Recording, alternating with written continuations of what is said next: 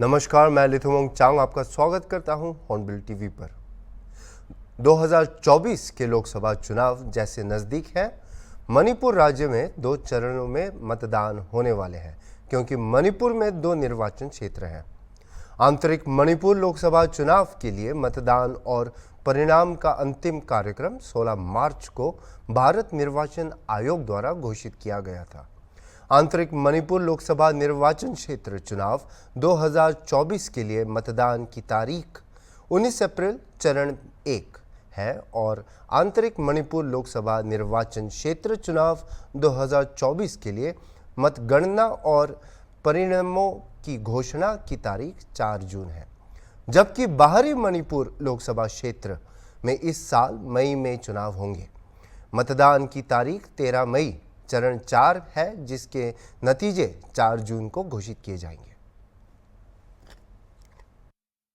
We will be notifying to the public so that they do not preferably move into those petrol pumps so that they do not get trapped in it.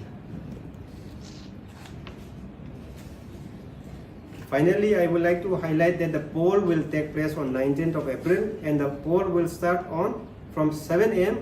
and will close at 4 p.m. But the mock poll will be before the poll, 1.5 hours before the poll, so it will start at 5:30. So if the representatives or the election agents do not turn up, then we will start after waiting for 15 minutes. There are documents in addition to the prescribed EPIC card to the candidate. So the list of these cards are being pasted on all the polling stations in every locality. So they can go for any of this in case they do not have the EPIC card on their particular day. We wish to conduct a very peaceful poll and we seek cooperation from each and every one. On law and order, if there are any issues, this one SP can highlight. मतदान की तारीखों की घोषणा और आवश्यक पंजीकरण प्रक्रियाओं के साथ हम आंतरिक मणिपुर लोकसभा सीट के लिए भाजपा के TH बसंता सिंह और कांग्रेस के A बिमोल अकोइजाम को मैदान में देख सकते हैं। इस बीच कांग्रेस के आर्थर कंगम NPF के काचुई तिमोथी जिमिक के खिलाफ मैदान में है, जहां NPF भाजपा के साथ गठबंधन में है और एक सर्वसम्मत उम्मीदवार को नामांकित करने का फैसला किया गया है। आइए पार्टियों द्वारा किए गए अभियानों और कुछ बयानों पर एक नज़र डालते हैं। प्रेस की लापी चिन्नाव चापना को बुगा लोनना खुमजरी कॉन्फ्रेंस फमीनरी पार्टी की president honourable MLA ex minister honourable Ratan Sharad ex MLA legal cell के नाव रवि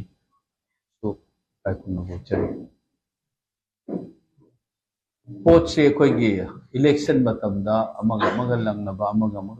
से तौगल रियालिटी चेंब यारोदब पोने लक्ष्मण रेखा लेबम थोप्राइन खाली ओइदब पादबदि पहाय हाइजनदबसु फै इशू खरदसु पॉलिटिकल पार्टी नत्रगा लीडर माइसे मियामबु अचुंब लंबीदा लमजिंग पॉलिटिकल पार्टी पॉलिटिकल लीडरशिप की लीडर की रोल ने मियाम की मित उच्चाइब नतना अफब पॉलिटिकल कल्चर मिखल तौरगसु याम चिंग लेमना अफब अचुमरान थक्सी खासी चनरोल जाउन तौब हाइबगी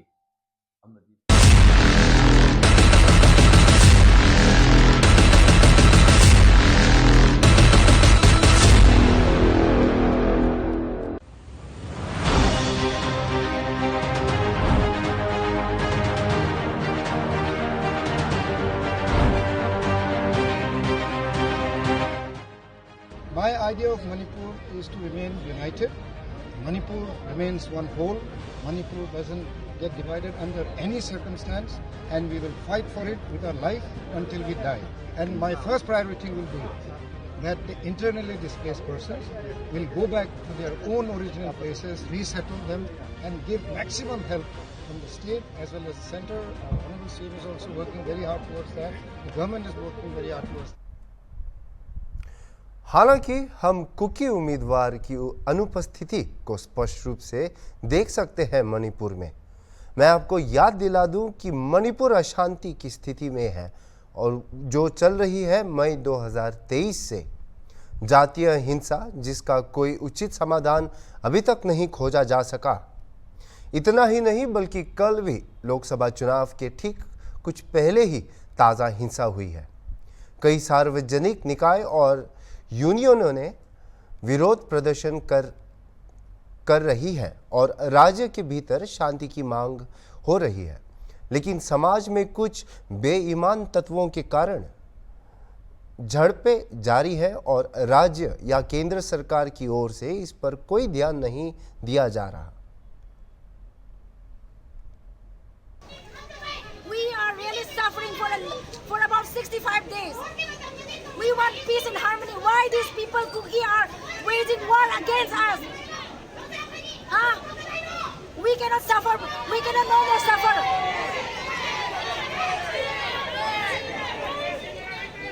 Why our Prime Minister is still keeping silent?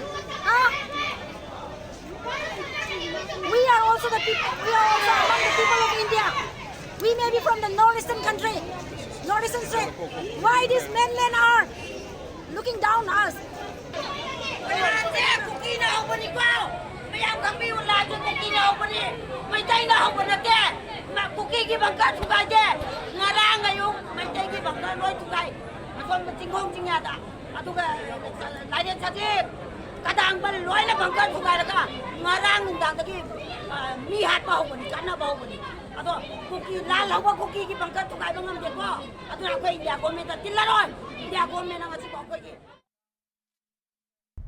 क्या मणिपुर में बढ़ता तनाव विपक्ष के लिए गेम ब्रेकर साबित होगा या क्या राज्य और केंद्र दोनों स्तरों पर सत्तारूढ़ भाजपा सरकार इस स्थिति को अच्छी तरह से संभाल पाएगी? क्या सरकार द्वारा बनाई गई नीतियों लोगों के विकास और शांति की प्यास को बुझाने के लिए पर्याप्त होगी? आइए इस सब पर चर्चा करते हैं हमारे मणिपुर हॉर्नबिल टीवी संवाददाता मुबासिर राजी के साथ। हेलो जी अली, आपको सुनाई दे रहा है? जी जी जी। अच्छा, कृपया करके हमारे दर्शकों को बताइए कि मणिपुर के अभी वर्तमान राजनीतिक परिदृश्य के बारे में। जी ली, फिलहाल तो वायलेंस की खबर जो है, हिंसा की खबर जो है लगातार आ रही है पिछली 2-3 दिनों से। आज भी हिंसा की खबर है। इथम मोइरांग कोयल के एक जगह है जो कि कांगपोक्पी और इम्फाल ईस्ट का बीच में एक जगह है। वहां पर आज भी हिंसा की खबरें आ रही है। और हाँ, हालांकि वो एक अलग विषय है, हिंसा का जो है अलग विषय है। और जहां तक राजनीति का सवाल है, मणिपुर में जैसे आप लोग जानते हो कि मणिपुर में 2 कॉन्स्टिट्यूंसी है। एक जो है आउटर मणिपुर पार्लियामेंट्री कॉन्स्टिट्यूंसी है और एक दूसरा जो है इनर मणिपुर पार्लियामेंट्री कॉन्स्टिट्यूंसी है। आउटर में जो है 4 उम्मीदवार है, 2 इंडिपेंडेंट है और एक एनपीएफ का है और एक कांग्रेस का है। और इनर मणिपुर पार्लियामेंट्री कॉन्स्टिट्यूंसी जिसे कहते हैं, उसमें 6 उम्मीदवार है। एक जो है वो आईएनसी का है जिसका नाम है बिमोल अपुइजम है। ये जेएनयू का प्रोफेसर है और इनका जो वोट बैंक है ज्यादातर इंटेलेक्चुअल्स और एजुकेटेड लोगों के ऊपर उनकी पकड़ बहुत अच्छी है। ये अच्छा बोलता है, टीवी में टॉक शो भी बहुत पार्टिसिपेट करता है बिमोल अपुइजम। और दूसरा है हमारा बीजेपी का उम्मीदवार है TH बसंत कुमार सिंह। ये पूर्व यूनियन मिनिस्टर थोनाउजम चावक एक है, उसकी सुपुत्र है। ये भी काफी अभी उनका भी काफी बीजेपी का क्या है कि अभी बीजेपी में 32 एमएलए थे उनके साथ, तो उनका स्ट्रॉन्ग होल्ड जो है उनका मतलब उनके पास बहुत सारे एमएलए है, तो उनका स्ट्रॉन्ग होल्ड वही रहेगा। और दूसरा एक उम्मीदवार है, ये आरपीआई अथवाले से है, इसका नाम है महेश्वर सोमागम। ये काफी युवा है और इनका भी सोशल वर्क के लिए जाना जाता है। इनका भी जो वोट बैंक जो है वो है, हम एक तरह से कह सकते हैं कि जो लड़कियां और जो यंग उम्मीदवार जिसे कहते हैं उनके ऊपर, यंग वोटर्स जिसे कहते हैं उनके ऊपर उनका पकड़ बहुत अच्छा है। और दूसरा एक और उम्मीदवार है, ये इंडिपेंडेंट है, ये एक्टर भी है मणिपुर फिल्म का, ये पॉपुलर है, राजकुमार काइकू के सुमेंद्र काइकू, ये इंडिपेंडेंट है, इसका भी सोशल वर्क के लिए भी ये भी जानना चाहते हैं। और दूसरा दो और उम्मीदवार है जो कि हालांकि कंट्रोवर्सी में, एक तो हाल के दिनों में कंट्रोवर्सी में आपने नाम सुना होगा तोतम सना के, ये एक इंडिपेंडेंट है जिसने एक बयान भी दिया था कि एक टीवी टॉक शो में ये कि वो मतलब chief minister N Biren Singh को मतलब जान तक लेने के लिए तैयार है। उसके बाद मतलब बहुत सारी विवाद भी खड़ा हो गया था। और दूसरा एक और उम्मीदवार है शरद के। तो कुल मिला के इनर में अभी 6 उम्मीदवार है और आउटर में 4 उम्मीदवार है। पर असल तौर पर जो रियल फाइट जिसे कहती है वो इनर में तो मुझे सीधा बीजेपी और कांग्रेस की बेस लग रहा है फिलहाल तो। और आउटर थोड़ा कॉम्प्लेक्स है, आउटर का तो थोड़ा कॉम्प्लेक्स है, इशू भी बहुत सारा कॉम्प्लेक्स रहेगी, तो वो रहेगा जी। हमें तो कुकी समुदाय से कोई भी उम्मीदवारी क्यों नहीं दिखाई दे रही? ये इंटरेस्टिंग सवाल है। एक तो ये है कि जिस तरह के हालात है उसकी वजह से उनका जो कुकी मिसो जिसे कहती है कलेक्टिवली, वो लोग अपने आप को कुकी जो कह के आइडेंटिफाई करते हैं, उनका एक कलेक्टिव डिसीजन है। उन्होंने लिया था कि ये जिस तरह की हालात चल रही है और जिस तरह से मतलब हजारों लोग जिस तरह से रिलीफ कैंपों पे मतलब गुजार रही है अपनी जिंदगी, तो उस वजह से उन्होंने ये डिसाइड कर दिया गया कि वो इस बार की चुनाव में वो भाग नहीं लेंगे। मतलब सुनने में आया है कि वो वोट तो जरूर डालने जाएगी पर कोई उम्मीदवार खड़ा नहीं करेगी, इसी वजह से कोई उम्मीदवार नहीं है। पर उस वजह से तो परमुटेशन कॉम्बिनेशन जिसे कहती है वो बहुत ज्यादा मतलब कॉम्प्लेक्स हो गया है, क्योंकि अगर कुकी का कोई उम्मीदवार होने से तो मतलब सीधा उनका भी अलग सा मतलब बहुत सारी पॉपुलेशन वाइज देखा जाए तो उनका भी काफी बड़ा पॉपुलेशन है। तो क्या है कि अभी तो जैसे अभी बताया कि 4 उम्मीदवार है आउटर में, एक जो है मतलब को जोन के आदमी है, ये इंडिपेंडेंट है, ये पावमाई नागा से बिलोंग करता है।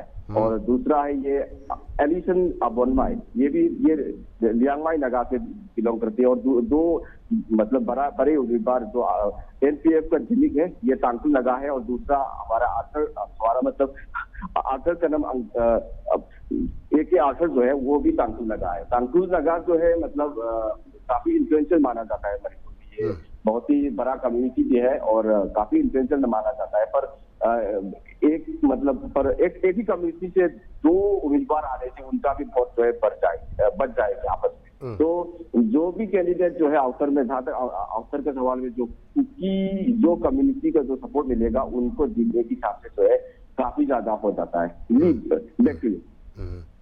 तो इस चुनाव में अनुसूचित जनजातियों जिसे हम ST कहते हैं, तो इनकी क्या भूमिका रहेगी? और जिस तरह से कुकी का कोई भी अभी तक कोई भी नहीं आया है, उम्मीदवार कोई नहीं है, तो हम क्या ये मान सकते हैं कि वो भाजपा के खिलाफ हैं या क्या है वहां पे अभी स्थिति? जी, जिस तरह से मतलब जहां तक ST का सवाल है, ये जो है आउटर मणिपुर जो है ये ST के लिए रिजर्व सीट है। मतलब यहाँ पे कोई दूसरा कम्युनिटी से लोग इलेक्शन नहीं खड़ा कर सकता, तो ये जो है रिजर्व सीट है। तो आउटर मणिपुर पे तो ST का रिजर्व है, तो वो रहा एक। और दूसरा जो आपने सवाल पूछा कि भाजपा से मतलब उनका तो बर्ताव वो किस तरह से रहेगा, वो आपका सवाल। तो ये है कि मतलब सरकार से थोड़ा नाराजगी तो है, ये तो मतलब जाहिर सी बात है, क्योंकि जिस तरह के हालात मणिपुर में पिछली 10-11 महीनों से मणिपुर में रहा है, जिस तरह से हजारों लोग आज भी रिलीफ कैंपों पे गुजार रही है, अपने रात दिन गुजार रही है, जिस तरह से आज भी मतलब गोलीबारी और खून खराबा की रिपोर्ट आया है, तो जाहिर सी बात है क्योंकि राज्य सरकार में भी बीजेपी का सरकार है और केंद्र में भी बीजेपी की सरकार है, वो लोग अपने आप को मतलब डबल इंजन कहता है अपने आप को। तो जिस तरह की उनका जितना पावरफुल उनका होने के बावजूद मणिपुर में जिस तरह के हालात है उसको मतलब कहीं न कहीं प्रजा को लगता है कहीं न कहीं मतलब ये तो मतलब पहाड़ी इलाका में भी है और ये वैली इलाका में भी कहीं न कहीं लगता है कि उन्होंने मतलब जितना करना चाहिए वो तो नहीं किया है। मतलब जहाँ तक जिस तरह से वायलेंस वगैरह, जिस तरह से हिंसा वगैरह को मतलब कंट्रोल करने की बात है। ये अलग बात है कि हाँ, इलेक्शन पे ज्यादातर मतलब इशू जो है वो कितना रिफ्लेक्ट होता है नहीं होता है, ये अलग बात है। क्योंकि इलेक्शन में कई बार क्या होता है कि इशू तो कई सारे होते हैं पर लोग वोट जो है मतलब लोग वोट जो है मतलब एक अलग ही तरह से देता है। मतलब ये नहीं कहा जा सकता कि आपने मतलब परफॉर्म किया तो आपको ही वोट मिलेगा।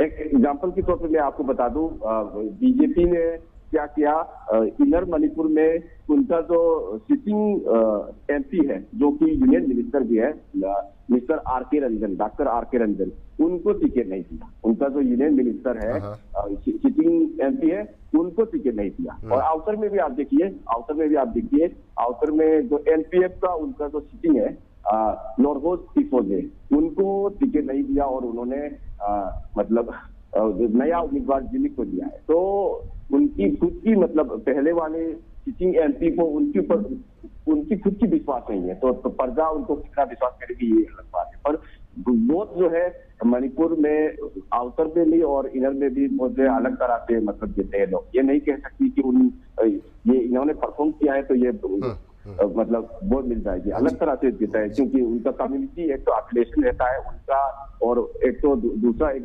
इमोशनल, बहुत ज्यादा इमोशनल गेम होता है। जी क्यों पूछिए। तो इन सब मुद्दों को मद्देनजर रखते हुए और जिस तरह से मणिपुर की स्थिति है अभी, जो अमित शाह की अपेक्षित यात्रा, इसका मणिपुर पर क्या प्रभाव पड़ेगा और बीजेपी को क्या गति मिलेगी इससे? ये ऐसा है कि जिस तरह से मणिपुर में हालात है उस वजह से मतलब बीजेपी का या कोई भी सेंटर का कोई भी बड़ा नेता जो है अभी तक आ नहीं पाया। मोदी साहब भी मतलब पीएम मोदी भी आने का मतलब कुछ प्लान था पर वो चेंज कर दिया।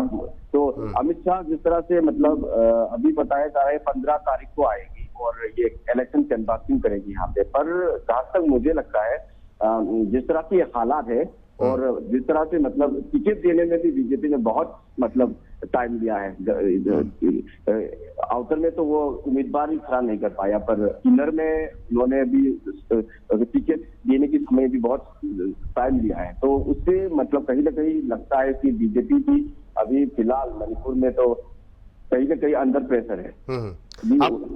आपका कहना है कि स्थिति को देखते हुए ये अनिश्चित है कि अमित शाह या भाजपा से कोई भी आके बीजेपी के लिए मणिपुर में कैंपेन करे।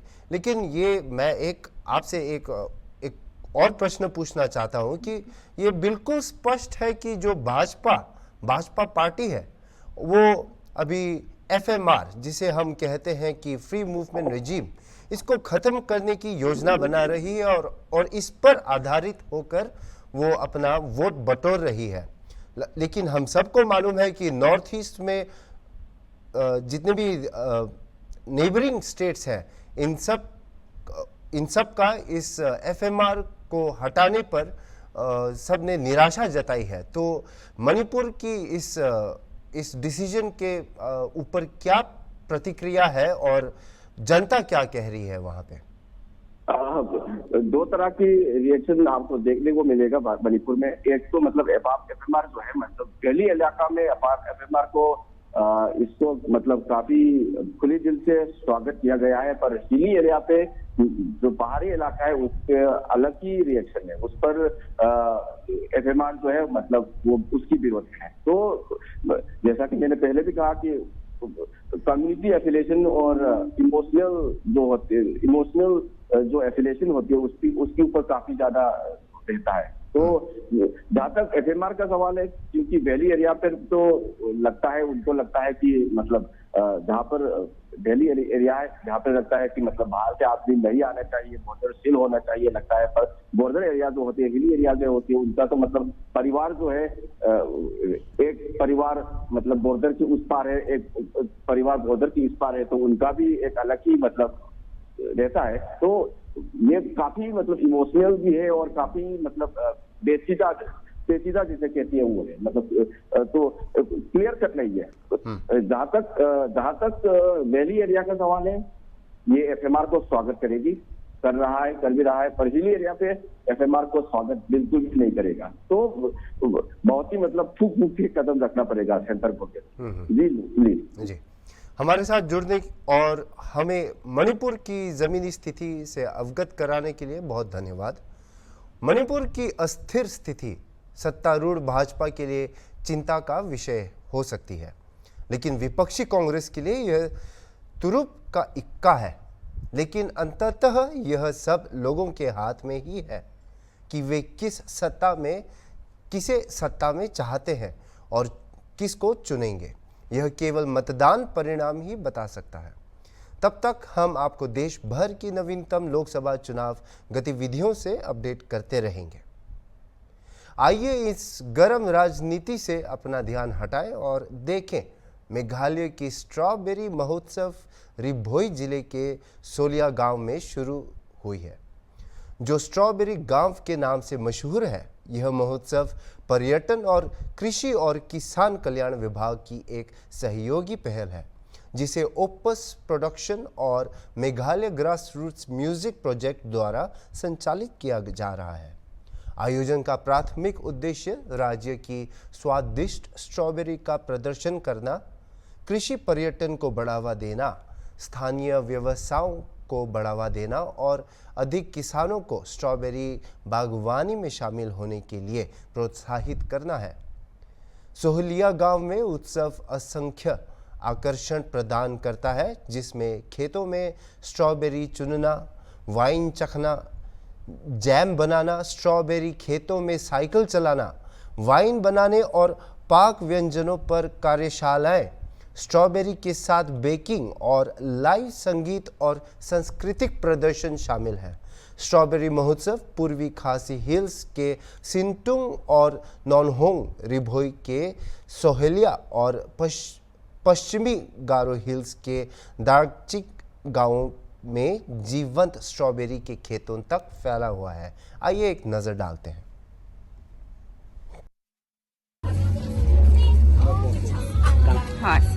Tang juga dewa standar lokoi nasional sana Australia. Kalau bodong ada pada Februari nukongdu akomodes sedang nadukra lekat beti perlok merah kini di Australia. Untuk terter dirap, aduh terter aduh mentara dalam sengit jadi Februari habra pasnam mengalap pada dirap Februari kalau jadi bakhamnya nong bentuk bentuk.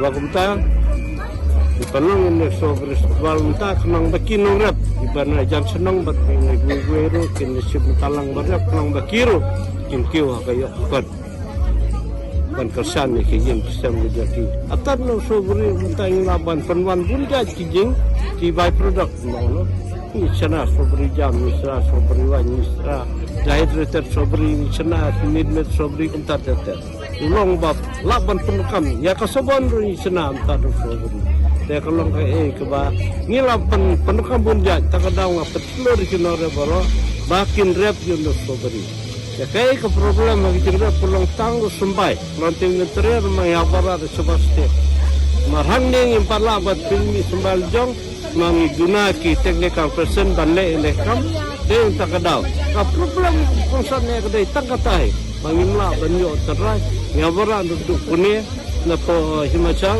kadua kan poin lolong arpo arpan terai tikino timla bana pot ban ketu kata ter nata daru kadon di Jakarta ti ni cha thok tek tek cha blaf te tek tem ki au dei mata irap betadon ki ora do boy berarti bom da ba kin urap dunong nang tu sakoi pat ajung dunong kolong kadawan kan natural committee subanu kriya Abawan ukre te tak jar banai rum pat yo sok berkait. Ma boleh ni apa butuh sekon thap puting rang ba un ba. Ni have to break punto tu ki bala sofria. Dai tak dawi ap sluri no re bar khaj pak dia. Simbata break sobri tak lalle. अभी तक के लिए इतना ही और खबरों के लिए देखते रहिए हॉर्नबिल टीवी।